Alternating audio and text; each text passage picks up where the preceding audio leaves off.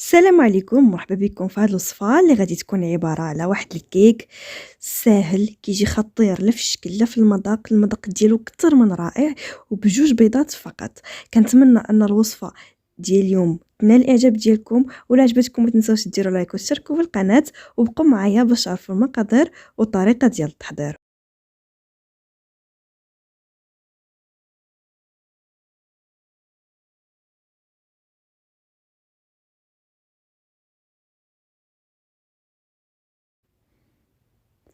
على بركة الله، اول حاجه نضيف في الاناء فاش غادي نخدم الكيك زوج ديال البيضات بدرجه حراره المطبخ، زدت عليهم كاس وربع ديال السكر سنيده.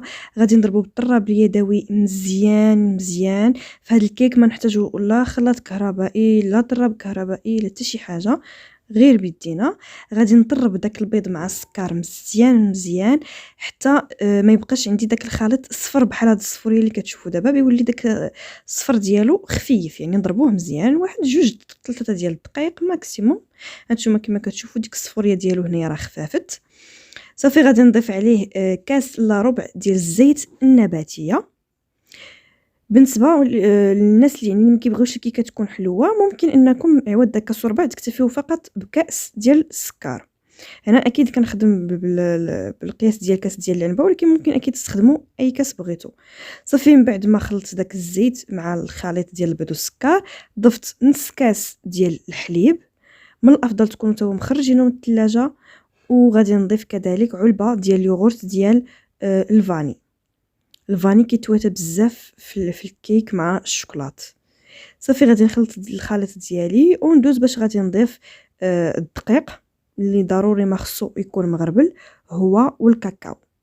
بالنسبه للكميه ديال الدقيق اللي هز ليا هاد الكيك، فهز لي جوج كيسان ديال العنبه، يعني تقريبا 200 غرام ديال الدقيق اللي هز ليا. ضروري كما قلت لكم ما نغربلوه. وبالنسبه للكاكاو انا درت جوج معالق كبار كما كتشوفوا. نتوما على حسب، يعني الكاكاو كيبغى اختياري. يعني بغيتو الكيك ديالكم يجيكم كحل بزاف ومركز في داك المذاق ديال الكاكاو، ممكن تزيدوا شي نص معلقه اخرى، ولكن جوج معالق بالنسبه لي انا كانت كافيه. انا هنا كنستخدم الكاكاو ديال العبار احسن من الكاكاو ديال الساشي. غير كنخذوا كاكاو ديال العبار اللي كيكون نوعيه مزيانه. كاين واحد كيتباع ب 60 درهم للكيلو، هذاك حاولوا ما امكن ما تشريوش. بالنسبه لي المذاق ديالو ما زوينش، كيجي في الكيك كيجي بالمذاق ديالهم بحال محروقين. كناخذ انا ديال داك اللي كيدير 120 ولا 160 درهم، يعني كتاخذوا منه واحد 10 دراهم 20 درهم، كتبقى لكم شحال. والمذاق ديالو كيكون رائع، كيجي خطير في لي كيك. اي حاجه درتو فيها كيجي المذاق رائع ديالو. صافي هنايا كما قلت لكم غتهز لي جوج كيسان ديال الدقيق، وجوج درت جوج ديال الخمارات من فئه 7 غرام اولا 8 غرام، بالنسبه لي بحال ما كتاثرش. وغادي نخلط الخليط ديالي، وفي هذا الاثناء كنكون دهنه المول بالزبده اولا بالزيت ورشها بالدقيق. والفران ديالي انا غنطيبها فرن كهربائي درجه الحراره 180، شاعله عليها غير من التحت حتى كطيب وتنفخ.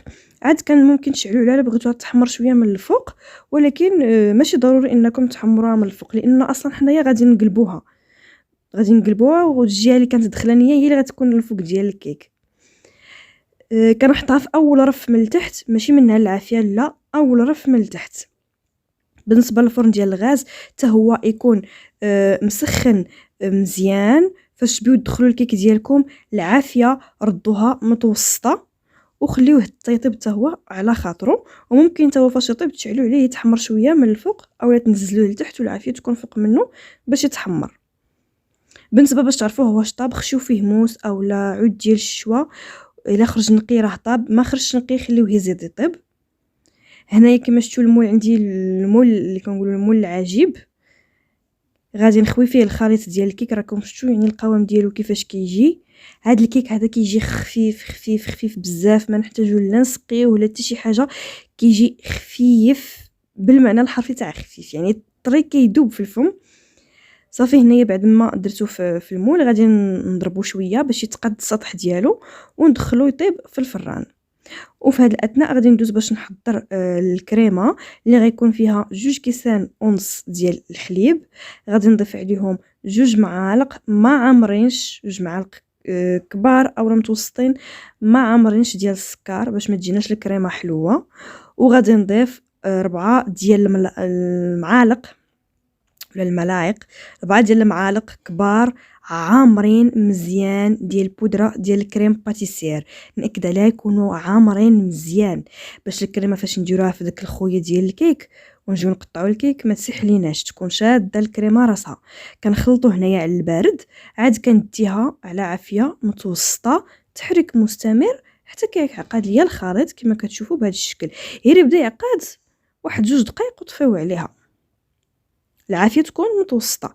هنايا كنبقى عندي واحد شويه ديال الشوكولاط غيش بالحليب ضفتو عليها. ممكن تضيفوا اي نوع شوكولاط بغيتو، ولكن الشوكولاط غيش واخا تضيفوا منه غير 5 دراهم.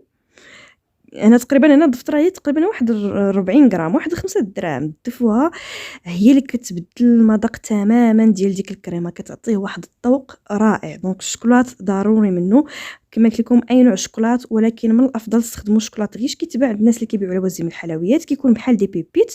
ضيفوا منه غير 5 دراهم كيعطي المذاق رائع. زدت معاه معلقه كبيره ديال البراليني، هذاك اختياري، كان عندكم ديروه ما كانش ما ديروش، هي اختياري. انا كان عندي واحد المعلقه شيطه وما بغيتهاش تضيع، داكشي اللي زدتها فيها كما قلت لكم اختياريه. ما عند مثلا ممكن تعوضوه باملو الى عندكم. صافي هنايا الكيك ديالي كنخرج من الفران. نصيحه، الكيك ديالكم خليوه تيبرد مزيان عاد قلبوه. انا قلبته هو باقي سخون، كان بيفلت ليا. خليوه تيبرد من المزيان. والكريمه ما تحضروها حتى تبيو تخويوها في الكيك، يعني حضروها وخليوها واحد 2 دقائق عاد ديروها في الكيك، يعني ما تحضروها حتى تبيو ديروها في الكيك. ديروها خليوها 2 دقائق عاد خويوها في الكيك ديالكم. صافي هنا انا كنت درتها في العشيه، خليتها يعني تا بردات ليا على سطح العمل، دخلتها للثلاجه بات فيها ليله كامله. ما تدخلوهاش للثلاجه والكريمه سخونه، خليو الكريمه تتشد راسها شويه فوق سطح العمل، عاد دخلوه الكيك ديك الساعات ديالكم للثلاجه.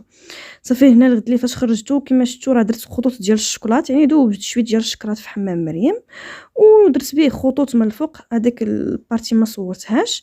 من بعد ضربت رشيشه ديال الكاكاو من الفوق، زدت حبات ديال اللوز، حبات ديال البيستاش، شويه ديال الفيتين كان عندي، يعني اي حاجه عندكم حطوها فوق داك الكيك. واحد شويه ديال ورق الذهب وضربت ليه رشيشه ديال السكر كلاصي من الجوانب، يعني التزيين اللي كان عندكم ديروه.